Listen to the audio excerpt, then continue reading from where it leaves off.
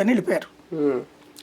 ఆ తర్వాత కాసేపటికి వచ్చింది. అయితే నేను ఈ కారు కోసం వెయిట్ చేస్తున్న సందర్భంలో అంతకుముందు నేను ఇంటర్వ్యూ చేసినటువంటి పర్సనే అతని వెనకాల ఉన్నటువంటి సెక్యూరిటీ ఇదంతా ఉన్నారు కదా, వాళ్ళు ఎవరు లేకుండా ఇతను లుంగి కట్టుకుని వెళ్ళిపోతున్నాడు, మామూలు చొక్కా వేసుకుని, సైకిల్ వేసుకుని. నాకు అర్థం కాలేదు, ఇప్పుడే కదా నేను చేసి వచ్చింది ఇంటర్వ్యూ, 1 గంట అయింది అప్పటికి. అంటే వాళ్ళు ఎంత జనంలో కలిసిపోతారు. ఆ ఊర్లో ఆ పల్లెటూరులో లుంగి కట్టుకుని ఒక నాయకుడు వెళ్ళిపోతుంటే అతను ఆ నాయకుడు అని కూడా వాళ్ళకి తెలియదు. అక్కడ సెంటర్లో ఆగాడు, టీ తాగాడు, వాళ్ళతో కబుర్లు చెప్తున్నాడు, ఆ ఊరోళ్ళు ఎక్కడ ఉన్నాడు. అంటే ఎలా ఉంటుంది ఇది? అసలు అతని పేరు ఇక్కడ పేరు వేరు, అక్కడ పేరు వేరు, ఇట్లాగా ఉంటాయి. కాబట్టి ఇప్పుడు వీళ్ళ లిస్టులో వీళ్ళ దగ్గర ఫోటోలు ఉన్నాయి, వీళ్ళ దగ్గర డేటా ఉన్న వాళ్ళని అందరినీ వీళ్ళు చేయగలరు. మామూలుగా అయితే మిగతా వాళ్ళని పట్టుకోలేరు.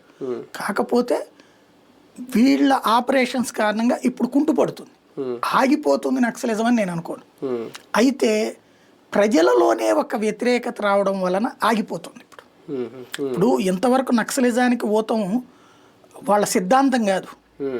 మీరు నేను ఏజెన్సీ ప్రాంతాల్లో చాలా తిరిగాను, గిరిజనులతో మాట్లాడాను, వీళ్ళతో మాట్లాడాను, కానీ వాళ్ళకి ఈ సిద్ధాంతాలు ఏందో తెలియదు.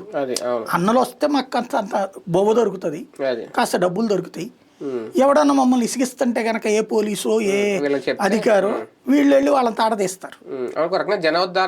అది రెండోది ఏంటంటే కొన్ని జీడి మామిడి తోటలు లేకపోతే ఇట్లాంటి పొలాలు వేసుకుంటారు అడవిలో, దాన్ని ఏమంటారు మన పోడు వ్యవసాయం.